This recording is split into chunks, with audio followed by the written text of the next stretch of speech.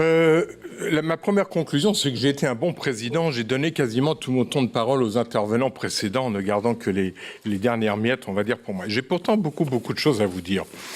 Mais je vais essayer d'être bref, évidemment.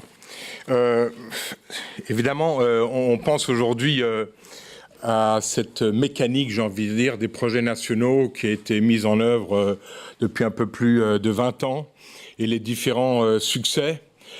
Je ne vais pas mentionner certains d'entre eux au risque d'en oublier d'autres. Je pense quand même, et je pense que l'IREC sera quand même d'accord avec ça, je pense que dans les projets nationaux, alors là je mets ma casquette de géotechnicien unique, je pense que dans ces projets nationaux, les géotechniciens ont quand même, et les projets nationaux en géotechnique ont quand même joué un rôle particulièrement important. On est d'accord, non? Alors, sur le fond de ce projet national, SOLCIP, je vais tirer les conclusions d'abord de ce projet national. Au vu de ce que j'ai vu aujourd'hui, donc c'est les conclusions de la journée aussi. Les conclusions du projet national, c'est évidemment non seulement développé dans les exposés qu'on a eus, mais également évidemment dans le livre de recommandations. Je dirais que j'ai l'impression que c'est une espèce de point focal, excusez-moi mes mathématiques, mais avant SOLCIP, on avait tous, ça s'est dit au début dans une des interventions, on avait tous évidemment des préoccupations cycliques pour tel ou tel ouvrage, avec des bribes, des éléments de réponse à gauche, à droite. Évidemment, on pense à l'offshore, à l'EPI, mais en onshore aussi, pour les culées de pont et autre chose, on avait ces préoccupations, et ce qui a été cité au début. Et j'ai l'impression que SOLCIP, dans un premier temps, a mis tous ces wagons ensemble, les uns derrière les autres, a pris le train et a avancé d'une manière fabuleuse en nous livrant une vue complète, synthétique de ces problèmes cycliques. Avant, évidemment, d'aller plus loin, rien n'est jamais terminé. On le voit avec les projets qui vont suivre. Et donc, c'est également impressionnant, je pense à certains projets nationaux précédents. On a de quoi être jaloux aujourd'hui, c'est qu'on traite des sables, des argiles, des pieux battus, des pieux forés, des méthodes globales, des méthodes locales. Alors il y a local global et local cycle à cycle aussi, ce que j'ai compris, si j'ai bien suivi la journée. Alors ça c'est sur le fond. Sur la méthode, enfin sur le fond, ce que je peux dire, c'est que la suite, on le sent bien, ça donne naissance à différentes ramifications. Donc ce train, il est parti, il arrive, et puis là, il y a quelques embranchements, mais enfin, un peu secondaire. Ah tiens, c'est quand même un arbre, j'y pense maintenant. On a eu les racines, on a le tronc. Alors, est-ce que c'est l'arbre de vie cyclique? Je ne sais pas. Et puis, ensuite, on va les branches. Alors, les petites branches, ça va être, aux grosses branches, espérons, ça va être ce qu'on nous a cité dans les SOLCIP+, ça va être également alors j'ai noté le nom parce qu'il a changé un peu, IRISA, à la suite d'Aziri, où il y aura un aspect cyclique. Et puis, également, dans RASCOP, sur le pressiomètre. D'ailleurs, je me demandais si sur certains de ces sites, on ne pourrait pas aller faire des essais pressiométriques. Mais ça, c'est ma préoccupation de chercheur tout court. C'est une parenthèse qu'on discutera plus tard. Donc, on voit que ça donne naissance à des ramifications, à des petits. Alors, sur la méthode, la méthode, c'est la méthode... IREX, IREX, c'est avec tous les partenaires, mais c'est IREX qui arrive à être le centre de cette union. C'est la même méthode depuis 20-30 ans. Et qui se fait dans beaucoup d'endroits. Ici, ça a été un peu systématisé en France avec l'IREX. Et les projets nationaux qui ont souvent eu, d'ailleurs, contrairement à ce que l'on a dit, des ramifications internationales, heureusement. C'est faire un lien entre les chercheurs de tous bords, parce qu'après tout, on est tous chercheurs, qu'on soit dans le milieu académique pur ou qu'on soit dans le milieu dit industriel et commercial. Et donc, de mettre ces différentes composantes de la profession, on appartient tous à la profession, ensemble, c'est quelque chose de très important. Vous savez que c'est un des buts de la Société internationale de mécasol et de géotechnique, qui a toujours été ouverte évidemment à l'ensemble des, j'ai envie de dire, des méthodes d'intervention, que ce soit tant académique qu'industriel ou commercial. Et à la fin, je vous parlerai un petit peu, enfin la fin, c'est bientôt la fin, rassurez-vous, c'est pas dans 15 diapositives, vers la fin, je vous parlerai un petit peu d'une enquête qu'on vient de lancer. Alors ça, c'est la méthode, cette méthode qui est toujours aussi efficace, et je crois qu'en géotechnique, si on ne met pas ensemble des théoriciens et des gens qui voient les sols réels, on va dire ça comme ça pour faire simple, il est clair qu'on n'avancerait à rien. Et tous ensemble, on a, avec plus ou moins de bonheur, vécu ça depuis un certain nombre d'années. Alors le futur immédiat de Solcip, ou disons des connaissances acquises dans le cyclique, à part, comme j'ai dit, les branches qui vont être amenées par les autres projets nationaux. Bon, alors évidemment, il y a l'introduction, par exemple, dans l'Eurocode 7. Alors, je voudrais quand même dire sur l'Eurocode 7 qu'il y a une phrase qui a été rappelée qui dit faut tenir compte des effets cycliques. Et puis ça s'arrête là. Dans un premier temps, c'est quand même une phrase très forte, c'est que l'Eurocode 7 s'imposant dans les pays du Comité européen de normalisation, je vous signale qu'on est 33 pays en ce moment, c'est bien plus large que l'Union européenne, c'est quand même, on peut aller avec le document et puis en disant aux donneurs d'ordre ou aux payeurs, il faut faire une étude cyclique, enfin aussi il faut tenir compte des effets cycliques.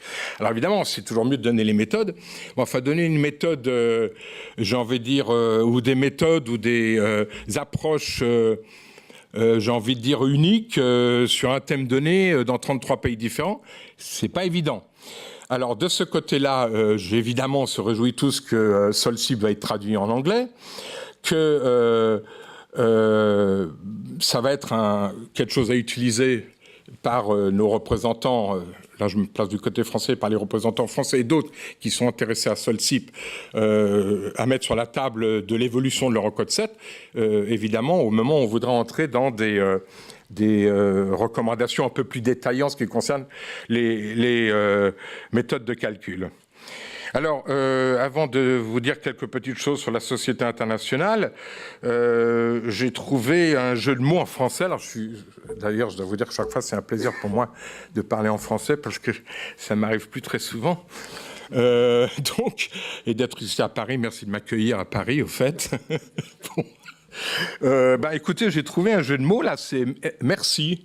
Alors merci, c'est le mouvement d'ensemble pour les résultats cycliques ou pour la recherche cyclique. Alors merci à Solcip, merci à tous les chercheurs de quelque bord qu'ils soient, merci à tous les partenaires sans qui évidemment on n'aurait pas eu de financement, merci à l'État, merci à la région Pays de la Loire.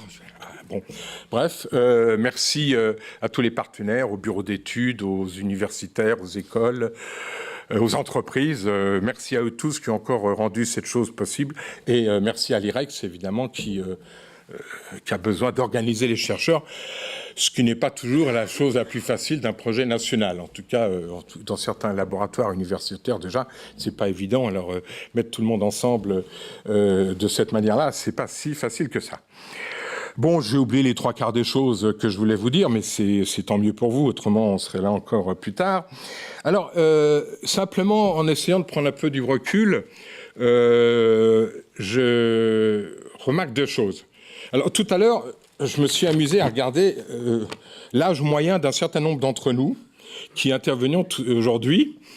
Et bon, je me suis rendu compte qu'on se connaît tous depuis... Enfin, non, pas tous. Un certain nombre d'entre nous, on se connaît depuis 30 ou 40 ans.